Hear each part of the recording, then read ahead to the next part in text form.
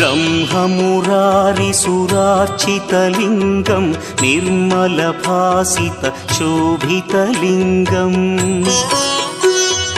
जन्मज दुःखविनाशकलिङ्गं तत्प्रणमामि सदा शिवलिङ्गम् देवमुनिप्रवरार्चितलिङ्गं कामदहन करुणाकरलिङ्गम्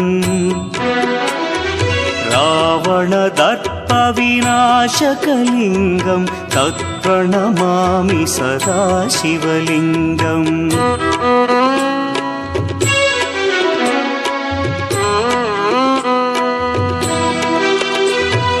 सर्वसुगन्धसुलेपितलिङ्गं बुद्धिविवर्धनकारणलिङ्गं सिद्धसुरासुरव